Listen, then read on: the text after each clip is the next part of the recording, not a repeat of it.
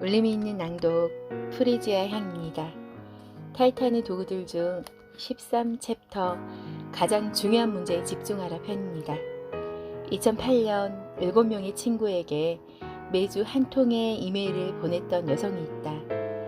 2016년 현재 그녀는 매주 수백만 명에게 이메일을 보낸다. 바로 브레인 피킹스 편집장 마리아 포포바다. 그녀의 이메일은 삶의 따뜻한 행복과 사랑, 가치를 탐구한다.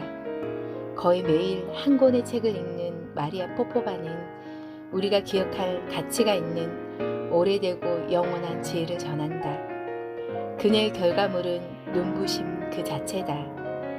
매주 그녀의 글을 통해 상처를 치유하고 인생이 바뀌는 많은 사람들이 생겨난다는 것을 생각해보면 행복은 거절의 기술이다. 마리아의 팔뚝에는 문신이 있다. 관역처럼 생긴 그림 위에 집중해야 할 것이라는 문장이 새겨져 있다. 동그란 관역 안에는 행복이라고 적혀 있다. 그녀는 문신을 새긴 이유에 대해 이렇게 말했다.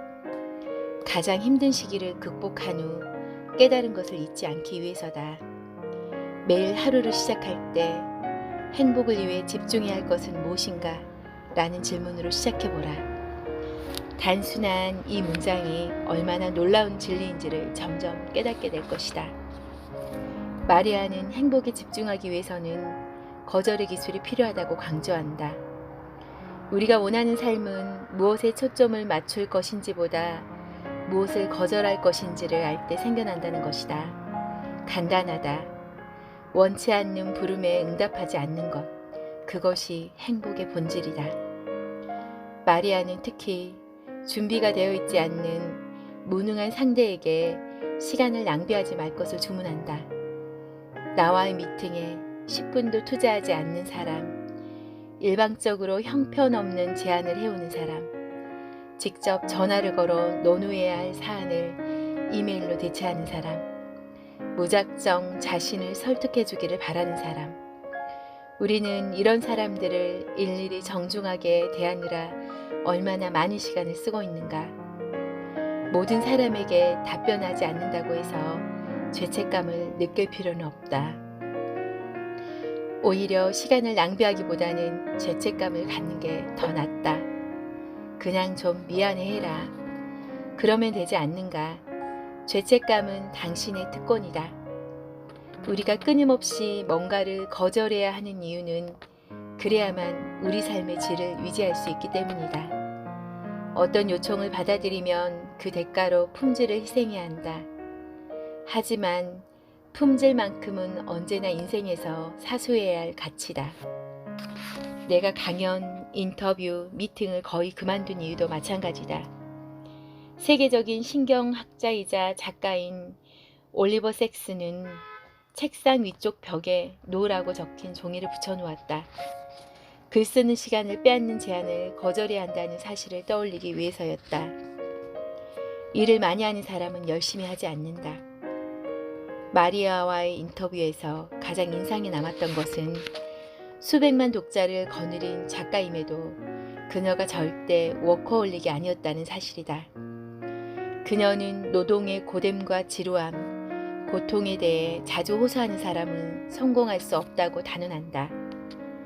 무엇을 선택했든 간에 일이 어렵지 않고 괴롭지 않는 사람은 지구상에 한 명도 없다. 다만 그 사실을 받아들여 좀 덜 괴롭고 덜 힘들 수 있는 길을 만들려 하는 사람은 성공하고 그 사실을 받아들이지 못하고 괴로워하는 사람은 실패할 뿐이다. 마리아는 헨리 데이비드 소로가 1842년 3월에 쓴 일기를 힘들 때마다 떠올려 힘을 얻는다. 소로는 가장 효율적인 노동자는 하루를 일거리로 가득 채우지 않으며 편안함과 느긋함에 둘러싸여 일한다. 일을 많이 하는 사람은 열심히 하지 않는다고 말했다. 나 또한 매일 세상 모든 일을 어깨에 짊어진 얼굴을 하고 근면함과 성실함을 훈장으로 여기며 살아가는 사람이 열심히 하는 것을 보지 못했다. 일정으로 꽉 찬 달력을 갖는 게 우리의 목표인가? 핵심에 집중하려면 서로의 말처럼 일을 많이 하지 않아야 한다. 느긋하게 하는 사람이 무엇이든 열심히 한다. 집중력을 키우는 데 유용한 도구. 어떻게 해야 우리는 느긋해질 수 있을까? 마리아는 집중력의 차이를 꼽는다.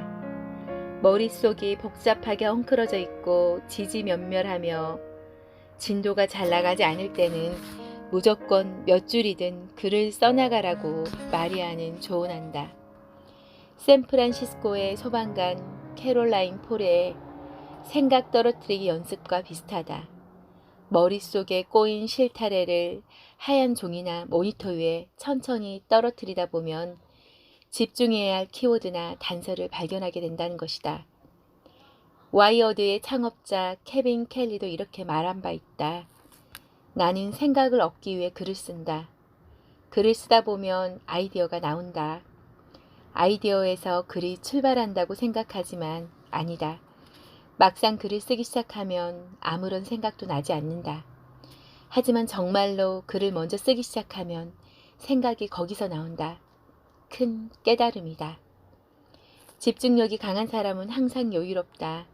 그리고 강한 집중력은 글쓰기를 통해 키울 수 있다. 마리아는 이런 글쓰기에 큰 도움을 얻는 2가지 기술을 갖고 있다. 첫째, 에버노트 앱의 활용이다. 에버노트는 마리아뿐 아니라 이 책의 많은 타이탄들이 쓰고 있는 도구다. 에버노트는 검색의 시간을 획기적으로 줄여주고 원고의 질을 높이는 메모들을 간편하게 저장할 수 있게 해준다. 시간을 절약해줄 수 있는 것, 그것이 곧 집중력을 키우는 데 가장 필요한 도구다. 둘째, 종이책이나 종이 문서를 읽을 때 자신만의 축약된 암호를 사용하는 것이다. 마리아는 종이책을 읽으면서 여백에 메모를 넣을 때 아름다운 언어라는 뜻에서 빌이라고 적어 놓는다. 이런 방식으로 책은 맨 앞쪽 빈 페이지에 색인을 만들면 나중에 훨씬 빠르게 검토할 수 있다. 예를 들어 좋은 구절이 있는 페이지를 쉽게 찾을 수 있도록 BR 8쪽, 12쪽, 19쪽, 47쪽 등과 같이 책을 읽으면서 계속 추가해 나가는 것이다. 마리아는 마지막으로 이렇게 말했다.